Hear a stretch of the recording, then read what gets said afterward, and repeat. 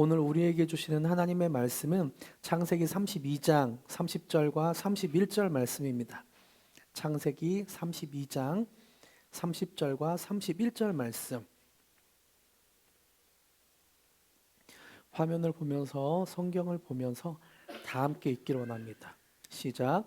그러므로 야곱이 그곳 이름을 분이엘이라 하였으니 그가 이르기를 내가 하나님과 대면하여 보았으나 내 생명이 보존되었다 함이더라.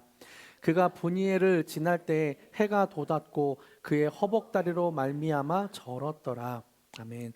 오늘은 창세기 32장 30절과 31절을 본문으로 인정, 명예와 인간관계, 인정, 명예와 인간관계라는 제목으로 함께 말씀을 나누겠습니다.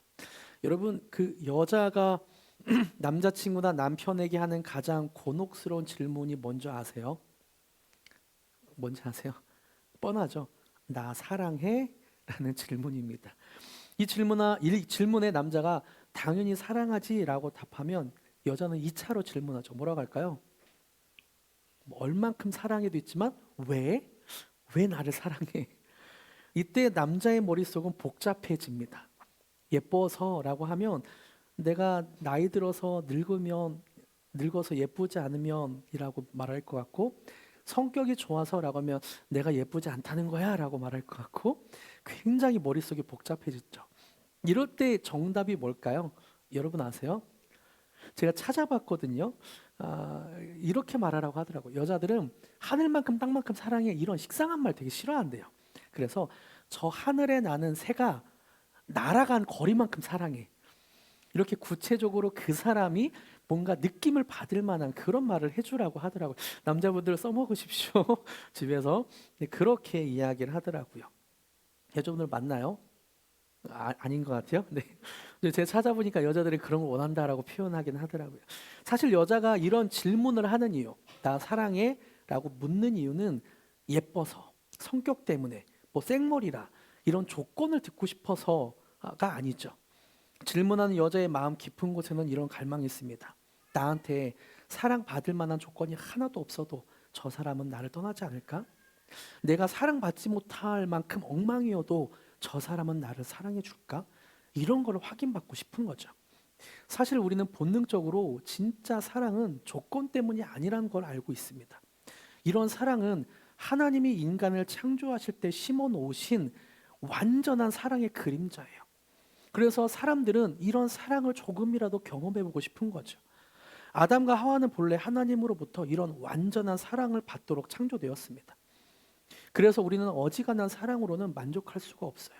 어떤 조건 때문에, 예뻐서, 돈이 많아서, 머리가 길어서, 이런 조건 때문에 하는 사랑으로는 우리의 마음을 만족시켜주지 못합니다. 타락한 인간은 이 완전한 사랑을 그리워하면서도 그 완전한 사랑을 쫓아서 하나님이 아닌 다른 것들로 자기의 마음을 채우려고 하죠. 이것이 바로 예레미야 2장 13절에서 경고하는 터진 운동의 비극입니다. 같이 한번 읽어볼까요? 시작.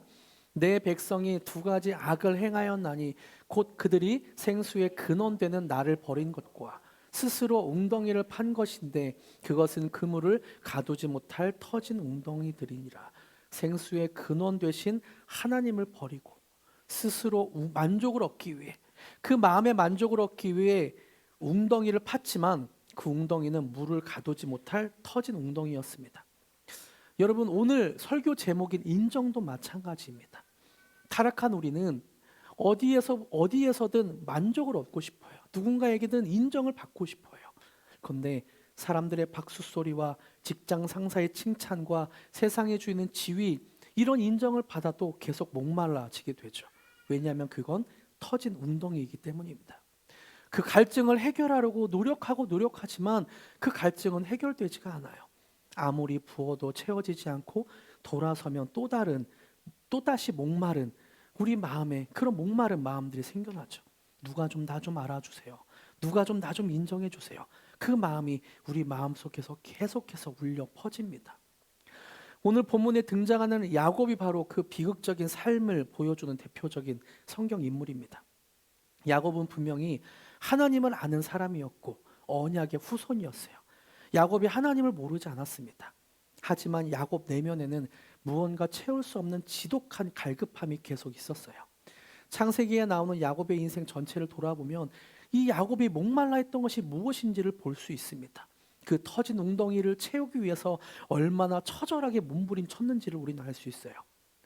야곱은 태어날 때부터 무언가를 움켜쥐려고 했던 사람이었습니다.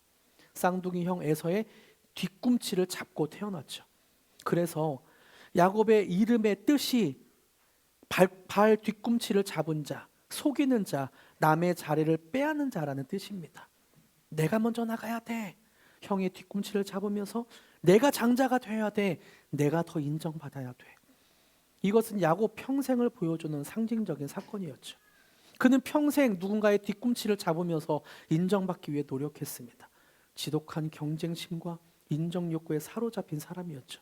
야곱의 어린 시절을 한번 상상해 보세요. 아버지 이삭은 사냥꾼이었던 첫째 아들 에서만 사랑했습니다. 창세기 25장 28절을 보면 이삭이 에서를 사랑한 이유가 나와요. 이삭은 에서가 사냥한 고기를 좋아하므로. 이삭이 야곱을 사랑하지 않았고 에서만 사랑했대요. 그것도 이유가 있어서, 조건으로 고기를 좋아하므로. 여러분, 이것이 얼마나 가정에서 폭력적이고 조건적인 사랑입니까? 고기를 좋아해서 고기 주는 사람만 사랑한대요. 성과를 내야만, 내 입맛에 맞는 결과물을 가져와야만 사랑해 주겠다는 것입니다. 반면 조용하고 장막에 거하기를 좋아했던 야곱은 아버지의 따뜻한 시선과 인정에서 철저히 소외되었습니다. 아버지의 인정이라는 갈증, 그 결핍이 야곱의 내면의 깊은 상처와 왜곡된 성취욕을 만들어냈어요. 급기야 야곱은 그 아버지의 인정을 받고 싶어서 자기의 모습을 감춥니다. 자기의 모습을 감추고 형의 옷을 입고 형의 냄새를 풍기고 그 이삭 앞에 나타나요. 그리고 아버지가 야곱에게 묻죠. 네가 참 내 아들 에서냐? 그때 야곱이 대답합니다. 자기를 감추고 자기를 버리면서 그러하니이다. 그러하니이다. 내가 에서입니다. 여러분, 이 장면이 얼마나 비극적인 장면인지 보세요. 야곱은 그저 축복받기 위해, 그저 인정받기 위해 평생을 살았습니다. 그리고 그렇게 인정받고 싶어서 자기 자신을 포기해야만 했어요. 진짜 내 모습, 야곱의 모습을 버리고 아버지에게 사랑받을 수만 있다면, 아버지에게 축복받을 수만 있다면, 아버지에게 인정받을 수만 있다면 형의 가면을 쓰고 형의 옷을 입고 형인 척 할 수 있었습니다.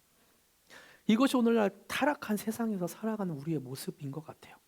사람들에게 인정받기 위해, 직장에서 도태되지 않기 위해, SNS에서 그럴듯한 삶을 보여주기 위해 끊임없이 나의 진짜 모습을 감추고 화려한 에서의 옷을 입고 에서의 냄새를 풍기며 살아가는 고단한 인생입니다. 가면을 써야만 사랑받을 수 있다는 두려움이 야곱을 지배했어요. 야곱은 에서라고 거짓말한 대가로 집에서 쫓겨나 외삼촌 라반의 집으로 도망칩니다. 외삼촌 라반의 집에서 20년 동안 있었거든요. 그때는 어땠나요? 라반은 야곱보다 더한 사람이었죠. 결과로 보여줘라, 결과를 나타내라 라고 했던 사람입니다. 야곱은 사랑하는 라헬을 얻기 위해, 그리고 자신의 재산을 모으기 위해 밤낮 일했어요. 창세기 31장 40절에서 야곱의 자기의 인생을 이렇게 표현합니다. 내가 이와 같이 낮에는 더위와 밤에는 추위를 무릅쓰고 눈붙일 겨를도 없이 지냈습니다. 20년 동안 밤잠을 줄이면서 낮에도 일하고 밤에도 일하고 쉬는 날 하루도 없이 그렇게 일했습니다. 20년 동안 쉼 없이 노력했어요. 라반 외삼촌의 인정을 받기 위해 품삯을 10번이나 바꾸는 억울함 속에서도 독하게 버티며 일했습니다. 왜요? 성공하면, 돈을 많이 벌면, 내 가족과 가축이 많아지면 사람들이 나를 무시하지 못하겠지? 외삼촌이 나를 인정해 주겠지? 믿었기 때문입니다. 여러분, 이렇게 산 야곱이 행복했을까요? 평생을 살면서 행복했을까요? 불어나는 재산과 자녀들을 보면서 야곱은 이제 됐다 만족이 있었을까요? 자족하는 마음이 있었을까요? 아니죠. 야곱이 팠던 웅덩이는 터진 웅덩이였기 때문입니다. 재산은 늘었지만 마음의 평안은 없었고, 인정받고 싶었던 아버지와의 관계는 깨어졌고, 인정받고 싶었던 외삼촌과의 관계는 깨어졌으며, 고향에 두고 온 형 에서에 대한 두려움은 그의 목을 옥죄어 왔습니다. 그가 평생을 바쳐 쌓아 올린 성취와 명예는 위기의 순간에 아무런 구원도 위로도 되어주지 못했어요. 그리고 마침내 야복 강가에서의 밤이 찾아옵니다. 형 에서가 400명의 군사를 거느리고 자기에게 찾아오고 있다는 소식에 야곱은 두려워 떨었어요. 그래서 평생 모은 재산과 가족들을 먼저 보냅니다. 그리고 뒤에서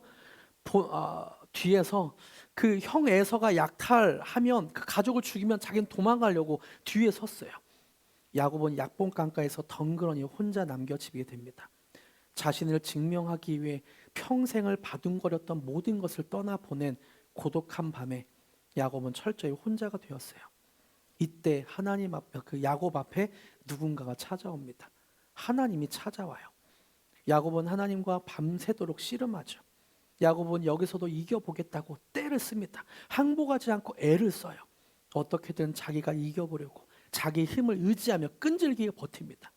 그때 하나님께서 야곱의 허벅지 관절을 치셔요. 환도뼈를 치시죠.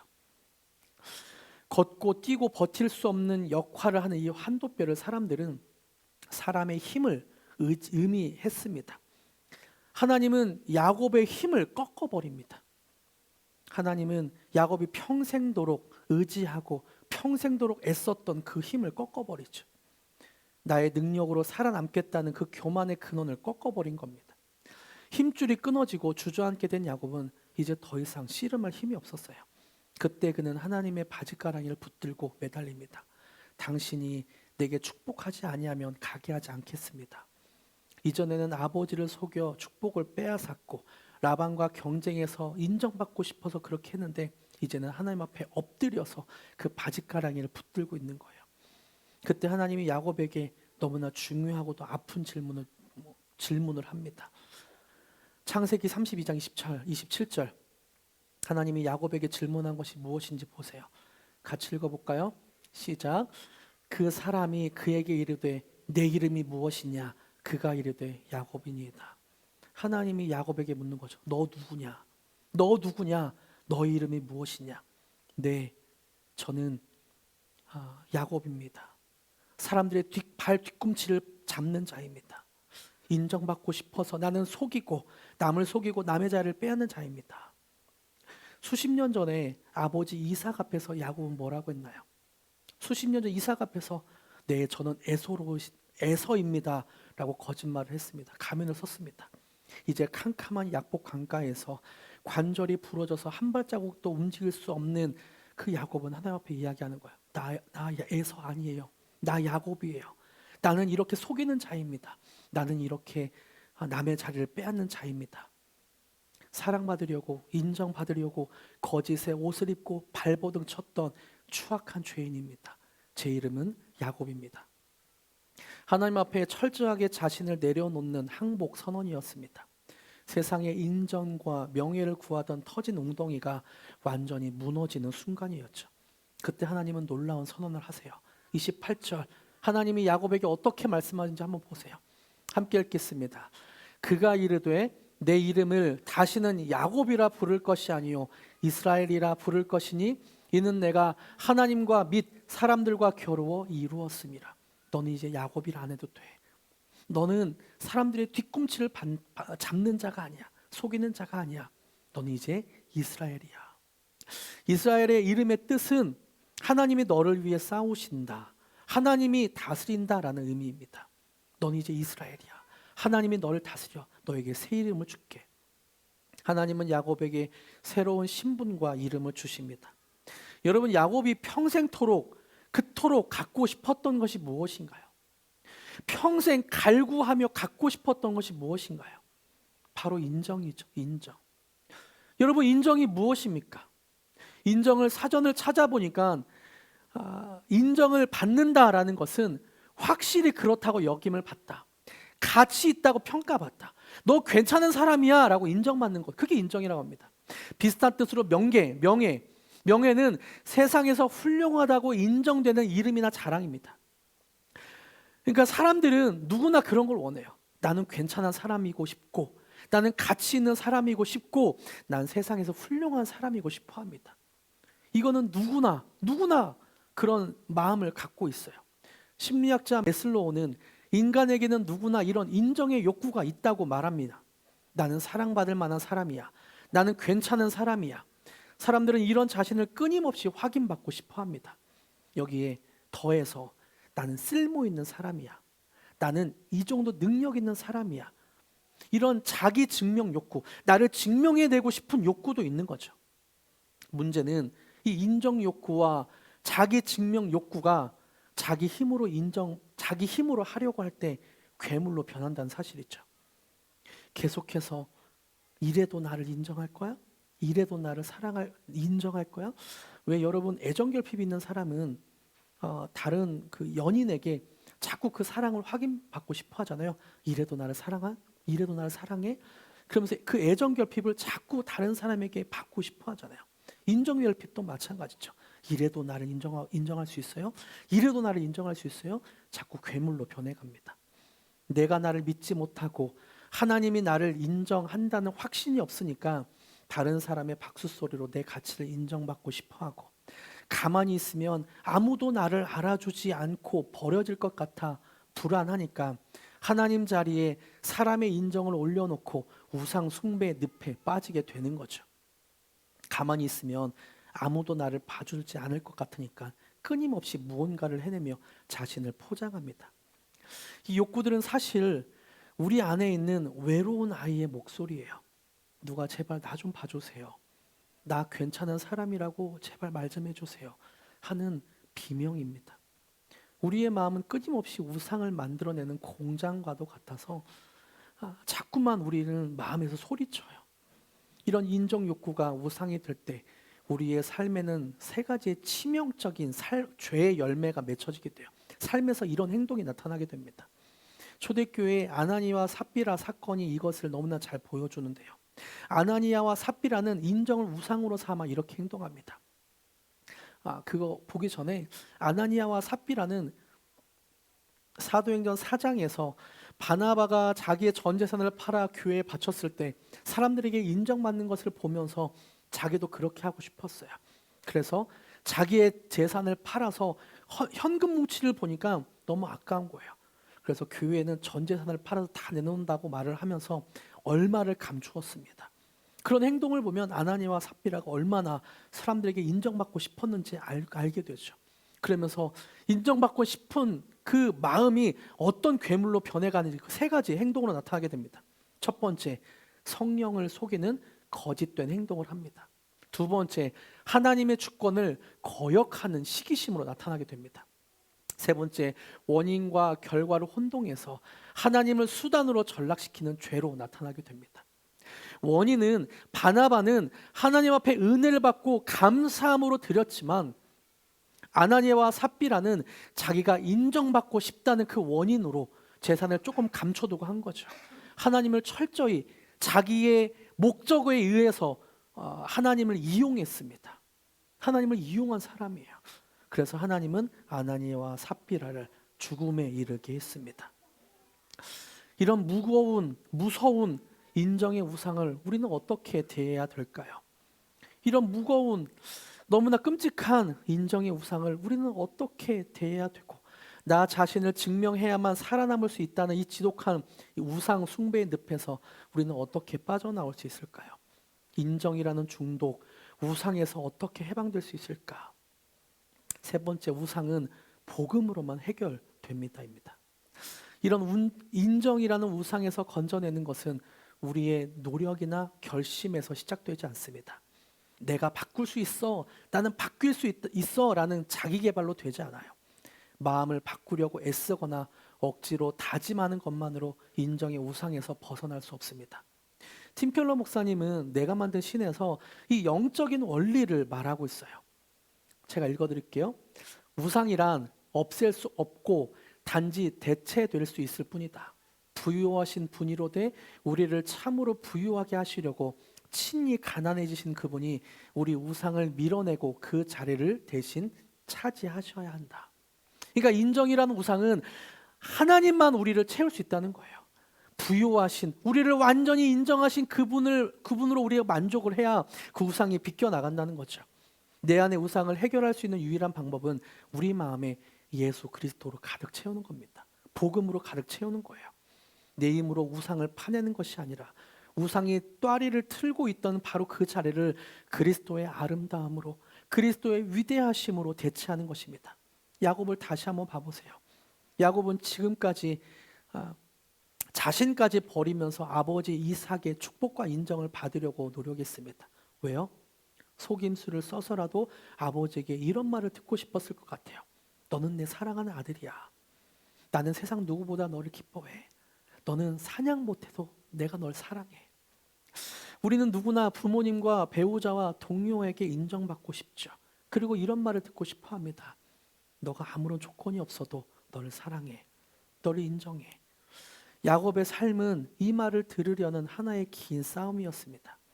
야곱은 아무리 열심히 일하고 아무리 열심히 살아도 그 마음이 채워지지 않았죠. 그의 속은 여전히 피폐하고 공허했습니다. 이런 빈 마음의 야곱은 야복 강가에서 마침내 완전한 만족을 줄 수 있는 대상을 찾게 돼요. 완전한 만족을 줄 수 있는 대상과 만나게 됩니다. 당신이 내게 축복하지 아니하면 가게 하지 아니하겠나이다. 상대를 꼭 붙잡고 매달리죠. 야곱 행동은 이런 뜻인 것 같아요. 여태까지 나는 지독한 바보였습니다. 평생 하나님의 복을 구했는데 아버지의 인정과 라헬의 미모에서 찾으려 했습니다.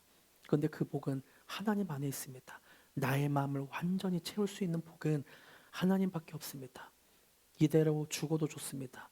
하나님의 복이 없으면 내게 아무것도 없는 거니까요.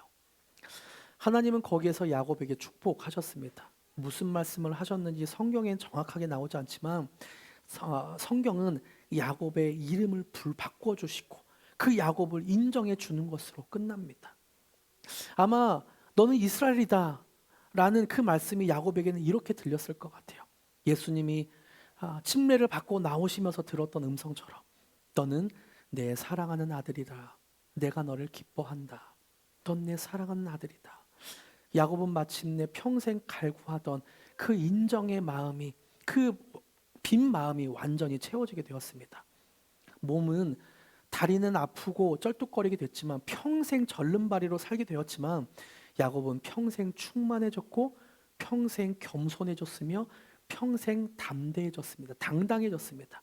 이젠 누구에게 인정받고 싶지도 않고 이젠 누구한테 그 사랑을 갈구하지도 않아요. 노년에 바로 앞에 선 이집트 왕 바로 앞에 선 야곱을 보세요. 나는 목축업을 하는 비천한 사람입니다. 오래 살았지만 내 인생은 비천합니다. 그 앞에서 그렇게 겸손하게 고백하는 그 모습을 보세요. 당당하게 바로 앞에서 인정받겠다는 모습이 아닙니다. 절름발이로 그 앞에 서서 나는 부족한 사람입니다 라고 겸손한 모습이 되었습니다. 갈라디아서 4장 6절은 이 십자가의 은혜를 믿는 자에게 임하는 축복을 이렇게 선언해요. 너희가 아들임으로 하나님의 그 아들의 영을 우리 마음 가운데 보내사 아빠, 아버지라 부르게 하셨느니라. 우리가 복음을 믿으면 우리는 하나님의 영, 그 아들의 영을 우리 마음 가운데 보내주시고 우리는 고백할 수 있게 됩니다. 아빠, 아버지. 여러분, 하나님을 아버지, 아빠라고 부르는 것은 특권입니다. 하나님은 우리에게 너는 내 사랑하는 아들이다, 딸이다, 내가 너를 기뻐한다, 그 음성을 듣는 것은 엄청난 축복이에요. 이것만이 우리의 목마른 인정 욕구와 우상 숭배를 퇴치할 수 있는 유일한 길입니다. 그래서 팀 켈러 목사님이 이렇게 말해요. 같이 읽어볼까요? 시작. 마음을 변화시킬 수 있는 길은 하나다.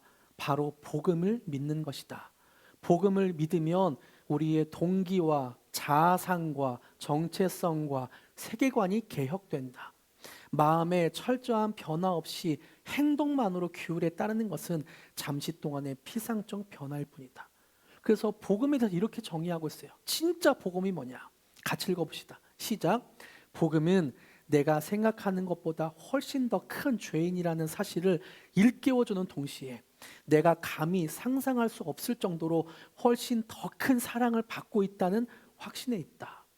그래서 복음을 믿는 사람은 두 가지의 정체성이 생깁니다. 첫 번째로 난 어쩔 수 없는 죄인이구나. 난 어쩔 수 없는 죄인이구나. 나는 사람들한테 인정을 갈구하는 어쩔 수 없는 죄인이구나. 그리고 두 번째, 이 인정을 하나님이 채우시는구나. 하나님이 나를 더 큰 사랑으로, 더 큰 인정으로 나를 바라보시고 계시구나. 복음을 믿을 때 우리의 정체성은 이 두 가지의 정체성을 갖게 되죠.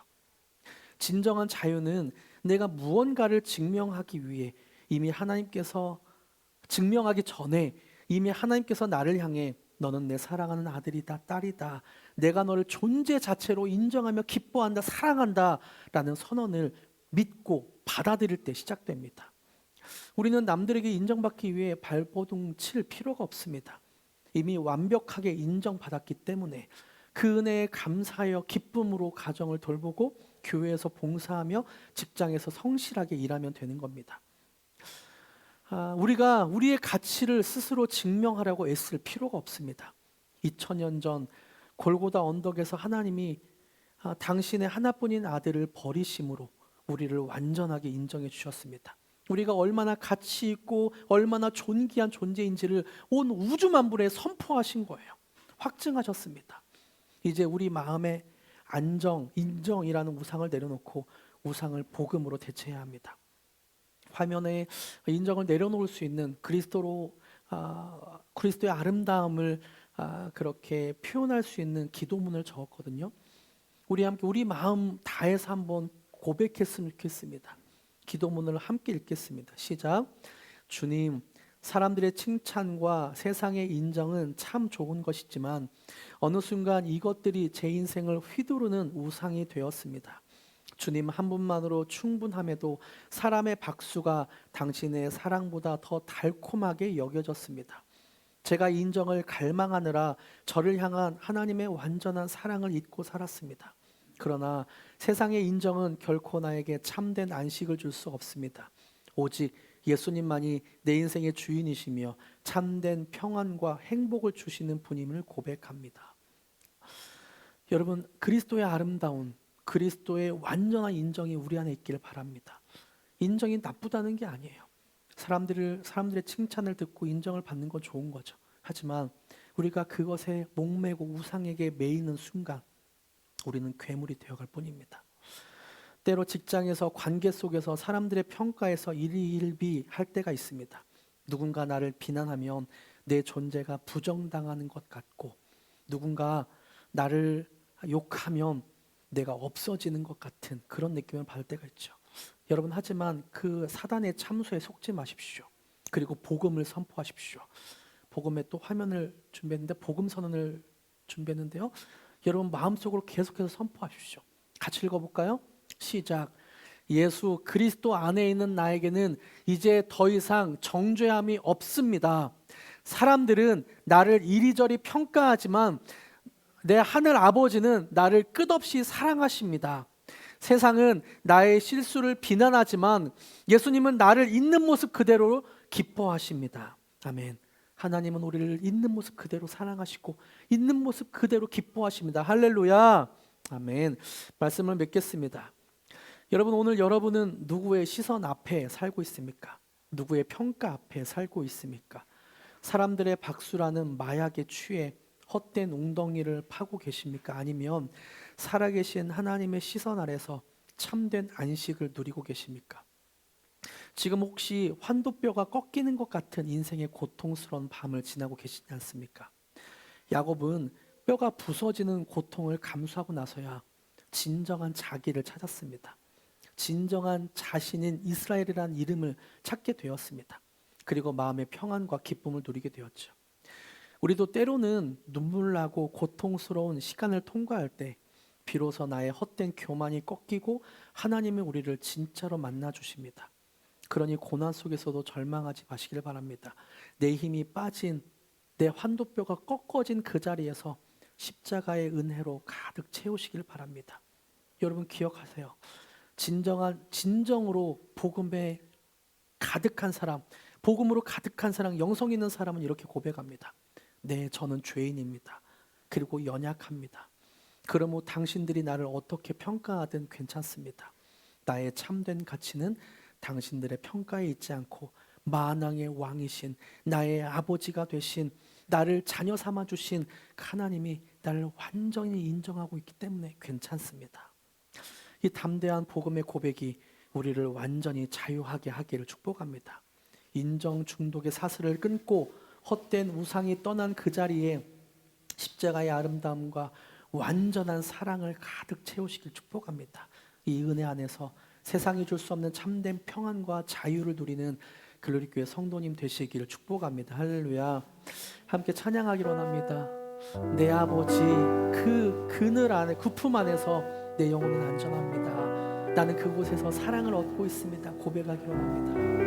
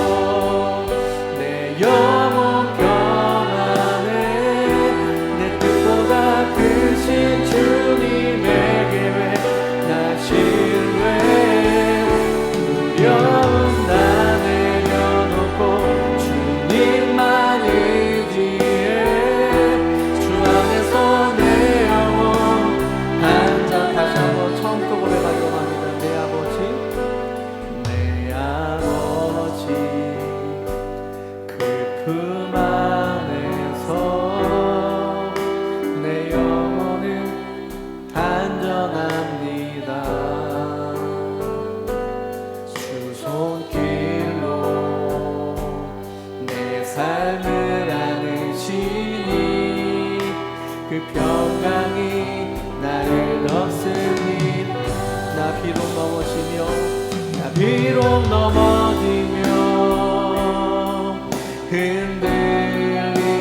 흔들리지만 주 내 안에 거하며 나를 붙드시니 내 생각을 주께로 돌리고 주시는 평강의 옷을 입습니다. 약속 안에서 내 영혼 평안에 내 뜻보다 크신 주님의 계획 나 신뢰 두려움 다 내려놓고 주님만 의지해 주 안에서 내 영혼 주 약속 안에서 내 영혼 평안에 약속 안에서 내 영혼 평안에 내 뜻보다 크신 주님의 계획 나 신뢰 두려움 다 내려놓고 주님만 의지해 주 안에서 내 영혼 나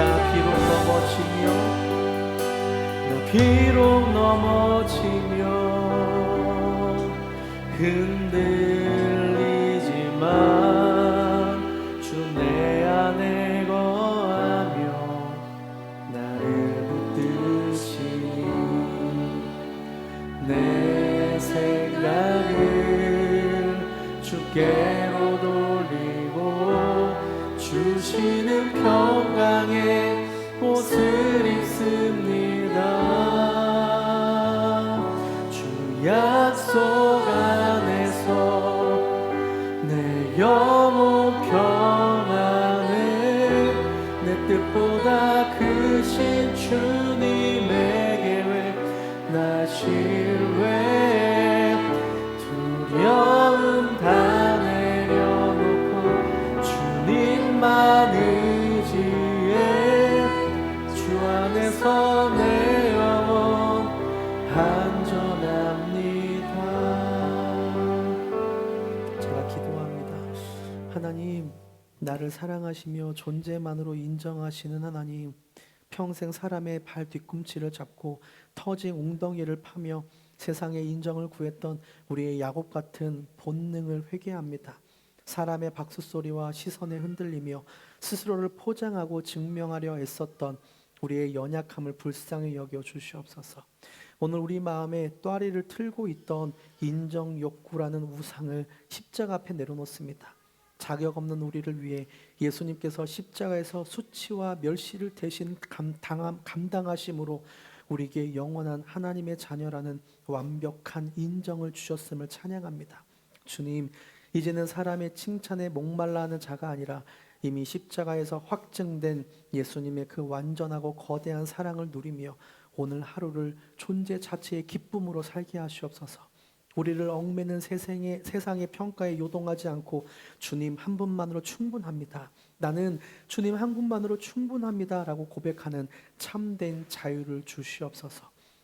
가정에서, 일터에서, 교회에서 일주일을 살아가는 동안 사람의 시선이 아닌 하나님의 시선 앞에 머물며 부어주신 주님의 은혜와 자유에 감사하며 기쁨으로 섬기는 삶이 되게 하시옵소서.